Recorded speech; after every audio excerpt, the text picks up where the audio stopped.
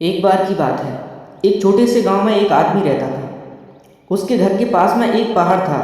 वो रोज सुबह उस पहाड़ पर जाता था और थोड़ी देर के लिए बैठता, फिर वापस आ जाता। रोज की तरह वह सुबह सुबह जा रहा था। पीछे से उसका छोटा सा बेटा आया। उसने आकर के उसका हाथ पकड़ लिया और कहा कि आज मैं भी आपके साथ चलूँगा। उसने उसे पहले तो समझाया और मना किया कि जो रास्ता है वो बहुत ही छोटा है और चढ़ाई बहुत ज़्यादा है, तुम मेरे साथ नहीं चल पाओगे। लेकिन जब बेटे ने जिद की तो पिता मान गया। तो वो दोनों पहाड़ पर चढ़ने लगे। पिता ने बेटे का हाथ कस के पकड़ा हुआ था। एक तरफ पहाड़ थे और दूसरी तरफ खाई थी और रास्ता बहुत ही छोटा था और वो पहाड़ की चोटी पर चढ़ने वाले ही थे, तभी रास्ते में एक बड़ा सा पत्थर आ। पिता उस रास्ते से रोज आता था तो उसको पता था कि यहाँ पर पत्थर है और वो साइड से निकल गया। लेकिन जो बेटा था उसका ध्यान कहीं और था और उसका घुटना उस पत्थर से जाकर टकरा गया। उस बच्चे के मुंह से एक चीख निकली, आ आ। और जैसे ही वो चीखा, उसकी चीख उन पहाड़ों में गूंजने लगी। इससे पहले उस बच्चे ने अपनी आवाज़ की कभी गूंज नहीं सुनी थी, तो उसे समझ नहीं आया कि क्या हो रहा है। वो अंदर से थोड़ा घबरा गया। उसे लगा कि शायद कहीं कोई है जो छुप कर के कोई देख रहा है और उसका मजाक उड़ा रहा है। फिर उस बच्चे ने बोला, कौन हो तुम? कौन हो तुम? कौन हो तुम? जब उस बच्चे ने उस गूंज को सुना, उसे गुस्सा आ गया। कौन है ये जो मेरा मजाक उड़ाया जा रहा है? मैं तुम्हें नहीं छोड़ूंगा।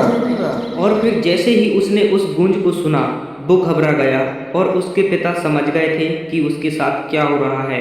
उसने अपने पिता का हाथ कस के पकड़ लिया और उसने अपने पिता से पूछा, कौन है ये जो मुझे इतना तंग कर रहा है? कौन है ये जो मुझे इतना डरा रहा है? उसके पिता थोड़ा सा मुस्कुराए और उस खाई की तरफ देखा और जोर से चिल्लाए, मैं तुमसे बहुत प्यार करता हूँ। ये सुनकर वो बच्चा हैरान हो गया। उसे समझ नहीं आया कि हो क्या रहा है।